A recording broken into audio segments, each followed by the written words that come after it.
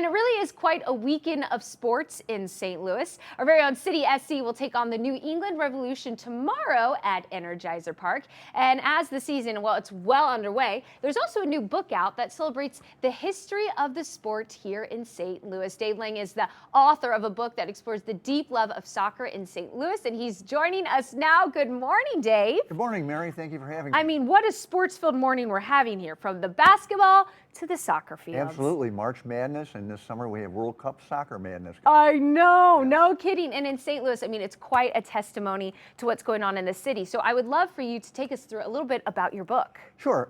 The book covers the 150 key events and 150-year history of soccer in St. Louis. Breaks them down into like short summaries, statistics, most importantly, images. As a writer, I hate to admit it, but people like pictures, right? Yes. So there's pictures in there that haven't been seen in decades or at all.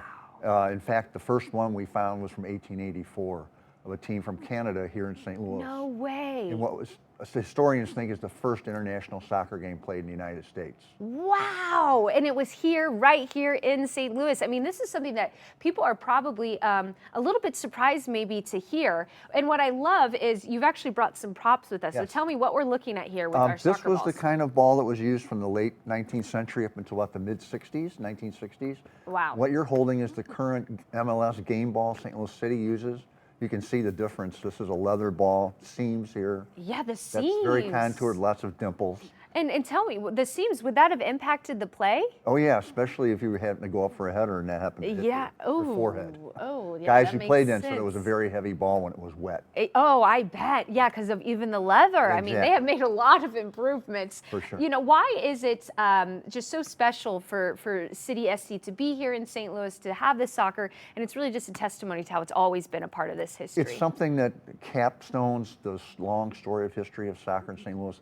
90 national championships, 34 people in the U.S. Soccer Hall of Fame, and 76 men and 4 women who have played for the United States. We think that total of 76 men is more than any other city in the United States, with the possible exception of New York City. Wow. And I have to know, Dave, why did you want to write this book? What was it that drew you to going down this road? Well, in 2022, I wrote a book called Soccer Made in St. Louis. It was more of a traditional narrative history, and there was no opportunity to actually pick out these key events and do them in any detail. Yeah. So the purpose of this book was to draw out these individual events and give them the attention they needed, especially with the interest this year in the World Cup coming. Yeah, no kidding. It's a great time for a book like this. And are you yourself, were you a soccer player? I played a little bit when I was young. Yeah. Mainly I was the soccer writer at the old St. Louis Globe-Democrat. When the Steamers were here and played just down the street at the old arena from this location. So, yeah. So you were a part, in a way, of the history of the St. Louis city just being all about soccer. A witness. You witnessed. Yes. That's right. Yes.